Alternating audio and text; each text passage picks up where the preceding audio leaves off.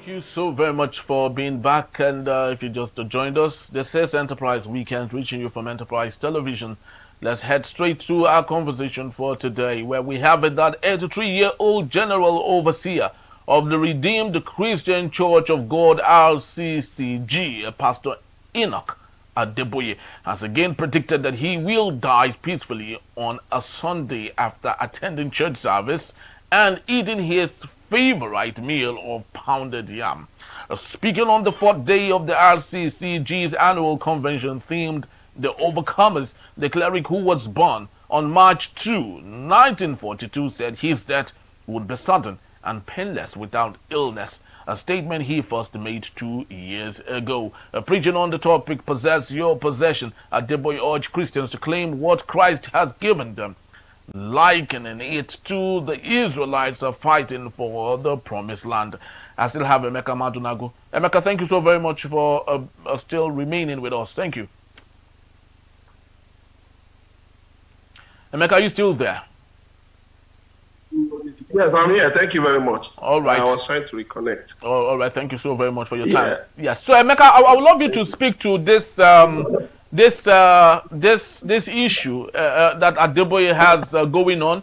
He has told his people that they should resist sickness, they should resist poverty, they should resist everything possible, and as if we are no longer humans and no challenges would come to us. He said barrenness, premature death, stressing that what you tolerate will trouble you. Emeka, I don't know. I am not a priest, neither am I whatever. But can you speak to us on this? Because what he says has a way of affecting the lives of Nigerians and the way they treat one another and the way they relate to one another and the society we live in. Okay, thank you very much. Well, he's within his rights to have spoken to his people, members of his congregation, about how he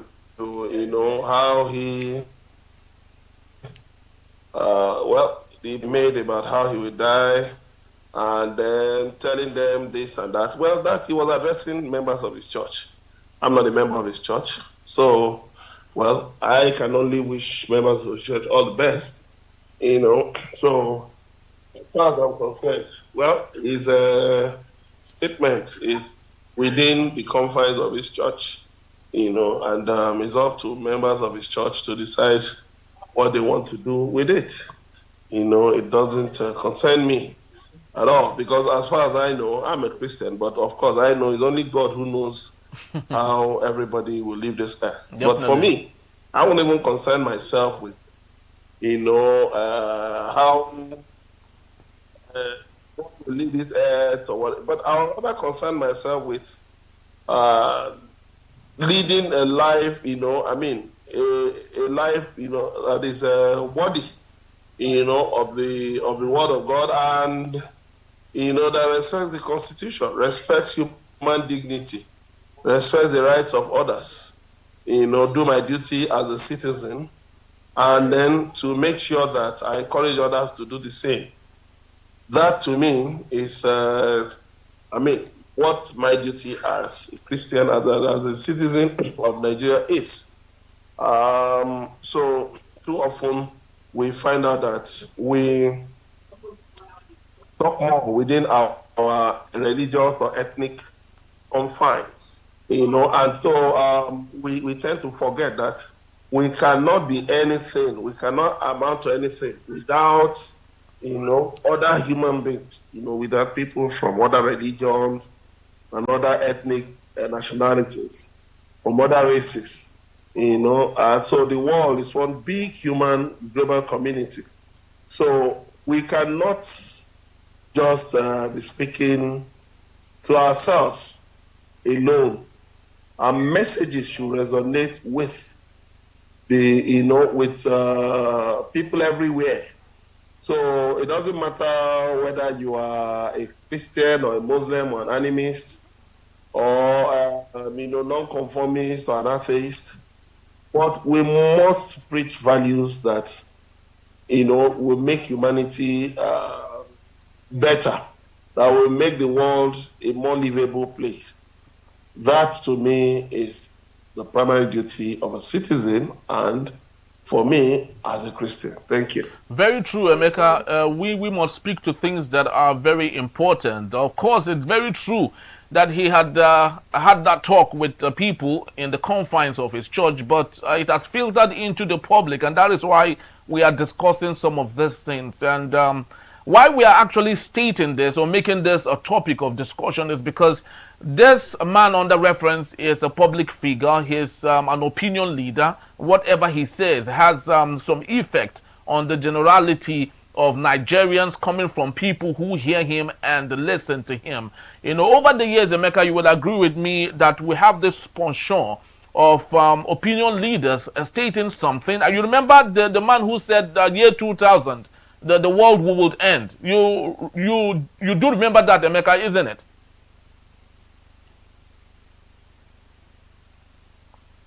Yes, of course. People have said even 1978. Yes, exactly. People said the world in 1978 and all of that. Yes. But as far as I'm concerned, I don't need to bother myself about when the world will end, about this. Rather, my duty is to make every minute to count. That's my interest. Make every minute to count. Because, I mean, before you know what's happening, so many years have gone by, decades have gone by. Yeah. And you're wondering what happened. You're wondering, oh, when did all this time go by? That's why you see some people in old age cannot take care of themselves. They depend on their children to feed. They depend on others. Whereas when you are much younger, if you are putting something aside, like I tell young people, join a cooperative society. Invest. Don't eat all of your money. You know, divide your money. There should be the one that is a seed. There should be the one that you eat. There should be the one for saving and all of that. You know, and so when I concern myself with things that will build me and build other human beings, why should I be thinking of such a catastrophic outcomes? The day whenever the world will end, let it end. It has nothing to do with me. People have been living this earth for a year, or centuries, thousands of years before I was born, and people will continue even after I'm no more on this world, on this earth. People will continue to live on this earth for as long as possible. So you had the different predictions. People saying that the world will explode, that the world will disappear, the world will this, good and fine. But for me, this moment that I'm here, that I'm alive, and that I have an opportunity to make a contribution to the earth, let me do so. And that for me, itself, is fulfilling. Thank you. All right, Emeka, but let's take this to yet another vantage point, especially as regards our economy as against other economies. Nigeria is the second most prayerful country in the world after Pakistan. Every corner you go to in Nigeria, you see churches, you see mosques all over the place. You see people praying when they should be walking, people looking up to God, when they should be doing a better thing to ensure that God cues into what they have on ground. If you go through TikTok, there are a myriad of juxtaposition of Chinese people and African people. You see a video of a Chinese young girl who is in primary school, learning how to fix cars, learning how to fix engines, learning how to build things with their hands. And on the other side of the divide, you see African mothers taking their children to church and praying their necks out. I'd love you to tell me this. Do we blame ourselves for some of these things? Because just like you said, the year is going by, and before we know what happens, we as Africans won't see ourselves competing with the rest of the world because it is intentional from us. How do you think we can get it right going forward? No, I just urge you not to be sucked in by those propaganda videos on TikTok, because they will only show you the nice sides. Times I traveled abroad, I made sure I went to look for the seedy parts of any city I went to. I had time to spend, some time to spend. I was okay, fine. From the airport to town, I mean, oh, very beautiful building, lovely places, good and fine. But I asked my host, let's go to the other side of town. And it wasn't a palatable experience. There are places you go to in the world, even Nigeria, with all our issues. Let me not say backwardness. With all our issues, we're still we're still at least having a decent existence here. So what I'm trying to say is that it is not enough, for us to try to compare ourselves with that. No, let us do what we go to school for. The reason why we go to school, the reason why we get educated is that we should make the society better. It is not for primitive accumulation of wealth. It is not for conspicuous consumption. But but when we do not put our education to good use, this is the kind of things, the kind of things we find. We'll just relapse into unproductivity. We'll not make progress, and we'll not be able to compete globally. I don't want to look at it. I don't want to blame religion for anything, because, I mean, it is it is people who surrender themselves to, divisiveness, by manipulative religious leaders. And I blame. Nobody can manipulate. That's why I have my brains to think. Yes, let any religious leader say anything. It is up to me to sit down and think, what do I make of this? If I see that is of no benefit to me, I'm well within my rights to reject it, to ignore it, to discard it. I'm well within my rights to do so. But if people have chosen to be captives of divisive, hateful rhetoric, of retrogressive religious rhetoric, it's their problem. They will bear the consequences. So it's not about whether people go to church, or they go to mosque, or they go to worship centers. It is about the fact that, what do they even make of their lives? You go to betting centers, you see a lot of productive young men and women doing nothing. You go to bars, you see people sleeping under the bridge, while others are laboring in the farms, in the factories. I say it proudly anyway. I'm a farmer.